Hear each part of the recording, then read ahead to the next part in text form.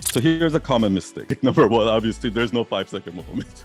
And I think the number one reason why there's no 5-second moment is because a lot of you guys are trying to tell too big of a story. Don't do that. Like I said, tell small stories. I just want you to tell me what's the life lesson you learned. That 5-second moment that I keep talking about, which I'm going to make it like the core of our program. You don't have a story unless you have this 5-second moment. Don't start from the story. Don't try to sell therapy. Don't try to sell web design. Start from that 5-second moment when your heart fell. You're like, oh, start from there and then dig in and see what comes out of it. So the new story structure goes like this. So there's the avoidance of emotion. The conflict is the validation of that emotion. And then you go through that healing moment, but then now you have to spend the rest of your life healing. So you're going to have that same story over and over and over and over again. Every time it happens, it's going to be a reminder that, oh, actually, I'm not stupid. But you're going to keep going through that. It's not like you go get over imposter syndrome and it's over. All we're trying to figure out is you detecting the problem. That's it. That's why I said in the story, it can't be like, oh, everything's perfect. I was doing this wrong. And then I realized that I was doing it wrong. And that's the lesson.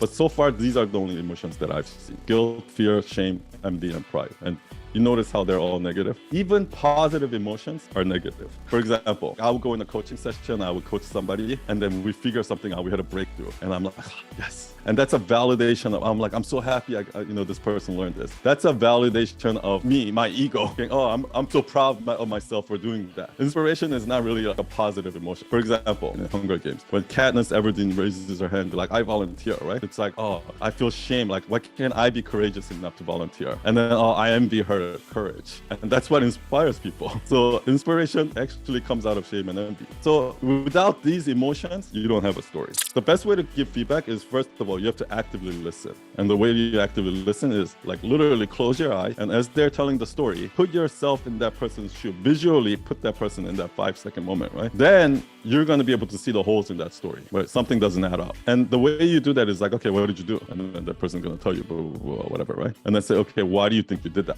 And now that person is forced to tell you their thought process. Okay. And when you did that, what happened next? As the result of that, something happened, right? And how did that make you feel? Almost every story is you're going to be able to like really, really dig deep into that story just by asking these questions. The truth about myth and truth. Every advice is a myth.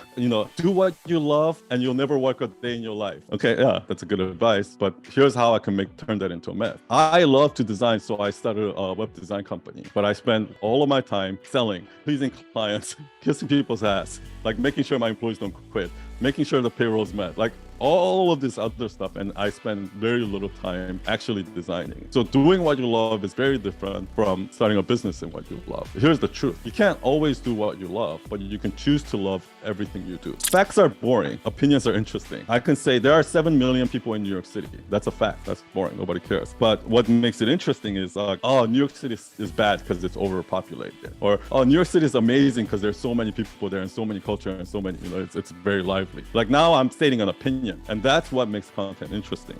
And truth doesn't equal fact, but our ego thinks it should be. I said on Twitter, like Instagram shadow banned me, like ever since I put that pro-choice, pro-life post. And somebody said like, oh, what evidence do you have to prove this? I'm like, I don't, it's just my opinion. Everybody's afraid to speak their opinion because they think that as an expert, you need to have evidence. You need to have facts. No, it's not true. The reason why I can say whatever the fuck I want is because I know for a fact that it's my opinion. And if you prove me wrong, I'm 100% open to change my mind. So as long as you drop your ego and be a beginner, you should be confident in stating all of your opinion, what you believe in. And that's what people want to hear. Your assignment for this week. But the main thing this week is I want you to shorten that story into 10 sentences, each sentence 10 words or less. So your first sentence, your first slide should be the myth. You should be able to say the myth in 10 words or less. You should be able to say the truth in 10 words or less. And you should be able to say the entire story in 8 sentences, each sentence being 10 words or less. If you can't do that, you just have a bunch of words without a story.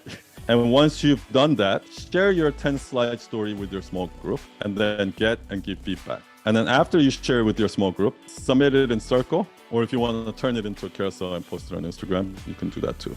Okay, thank you all. Thank you, everyone. And I'll see you guys next week. Bye. Bye. Thank you so much. And the Night Owl Nation rocks. Yay. Thanks, folks. Bye.